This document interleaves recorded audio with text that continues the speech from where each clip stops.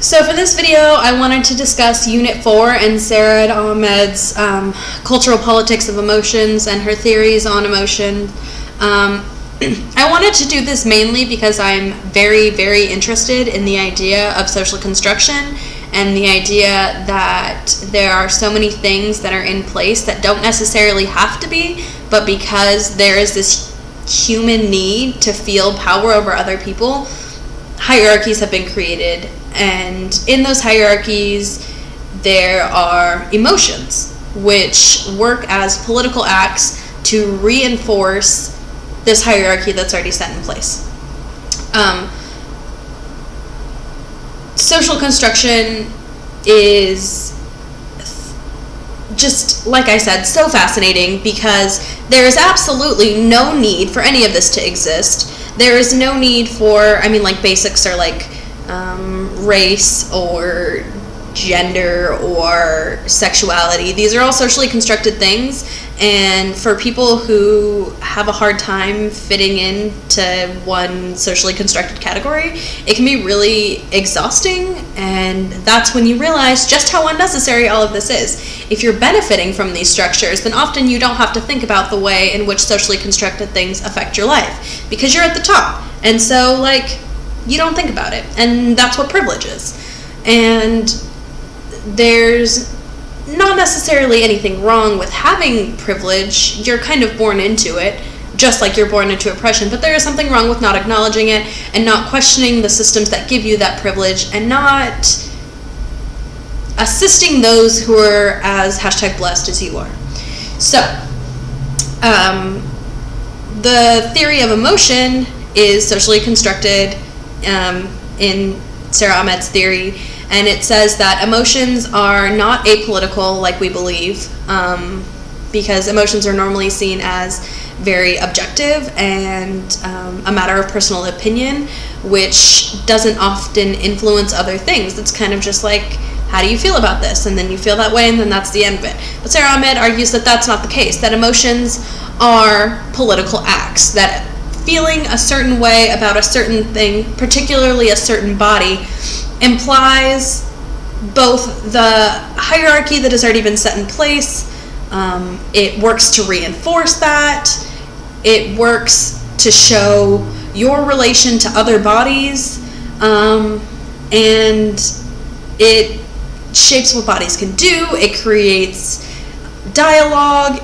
Emotions can do a whole range of things that no one really ever realized they could. Well, that I didn't realize they could until I read this article. The power of emotions is, incredible when viewing it through Sarah Ahmed's theory on the way that they can, politicize bodies in a way that they already are, but more so.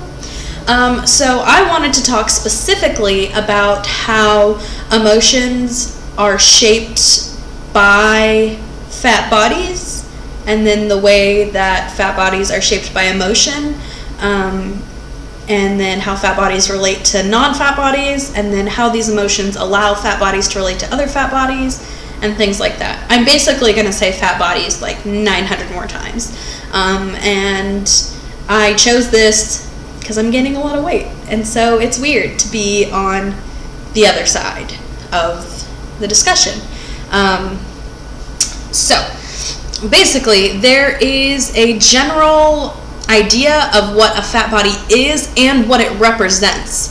And when you think of what a fat body represents as a thin person, or even as an average person, there are things that come to mind that may not necessarily be your own opinion, but have kind of worked from the outside in, which is another part of Sarah Ahmed's theory about how there is this us mentality, but a lot of times it's not an us mentality. It's a bunch of people thinking that it's already supposed to be that way, so then they buy into it, making a larger us. But who was really thinking that in the first place? Maybe just a couple of people. And now everyone swears that's the way it is, and so that's the way it is. And that's reinforced through emotions. So obviously there are images that come to mind when you think of fat bodies. People think that they're dirty and that they're disgusting and that they don't care for themselves, and that they are less than, they're generally poor, and they're generally, so just all of these connotations come to mind. And the reinforcement of seeing a fat body and thinking, ew, because of what your mind says fat bodies represent, reinforces that, because then you're like, oh, well, now I can link it to this fat body. This emotion and this body are now linked. And then you see another fat body, and that emotion and that body are linked. And then it's reinforced until you swear that every fat person you know is useless, which is not the case.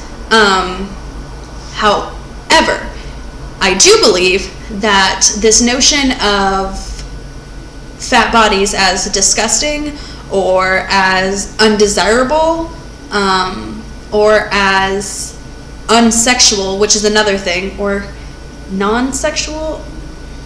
Basically, there's like this infantilization of fat bodies that says you can't be sexual because you're not hot and you don't deserve it. And we all saw that happen when Gabourey Sidibe did that sex scene in Empire, and everyone was like, why are you giving her a sex scene? She can't be sexy. But she was super fucking sexy and she rocked it. So this, I believe, can often give fat bodies an advantage through even more politics, basically. Dressing your body in a way that accentuates your fat instead of hides it, as we've been taught to do, is a very political act that can create more emotions, both for yourself and for the people that are viewing your very obviously, at this point, fat body. It can give you source of power, and it can give you just this feeling of being super radical, which is one of my favorite feelings, honestly. Just to be like more radical than the people around me is like pretty enticing. So it creates this power structure where, yes, thin people are often given advantages and more power than fat people, but it also creates a space for fat people to kind of work off of those emotions that they're told are felt about them all the time, and then they can use them to reclaim them, almost like with the word queer, and the reclamation of fat as like, yes, I'm fat, and people are like, oh, don't say that about yourself, and you're like, no, I'm literally fat. It's like tall or short, like there's no negative, and so to know what emotions are felt about you and your body gives you the opportunity to reclaim those emotions and make them your own, and to say like, no, that's not how it's going to be anymore. Which is what I found very interesting in this article, is the way that you can kind of make something stick by repeating it and reinforcing it through your own emotions and through other people's emotions until that's kind of the way it is. And that's what a lot of social change is about changing people's emotions about things so that they understand it better, and to kind of eliminate hierarchies, I suppose. It can also create, in a much larger sense, not just including fat bodies, but including any kind of marginalized body, emotions can unite you, and I feel give power to a group of marginalized people who share their own emotions about their bodies, which are different than the majority of emotions about their bodies. Emotions are very powerful, and they can unite people in a lot of ways, and when you are feeling the same way as someone, it's really easy to connect with them, because emotions, though, as Sarah Ahmed argues, are very political and very structured, they are also something that are just so inherent to human nature and can make you really feel camaraderie with someone. So you can kind of all feel the same way, and then create an us collective and work together and feel each other's struggles and know what it feels like to have people feel a certain way about you and about your body. And yeah, so that was my explanation, I guess, of emotions, and it's all very theoretical, and none of it has any real proof except for this one cultural politics chapter well, I guess 2 cultural politics chapters. Yeah, I think emotions are very powerful, and to control your emotions and to be able to manipulate other people's emotions with your body is very powerful, and I think that it's the key to a lot of social change, is to have someone change their emotions on something. So yeah.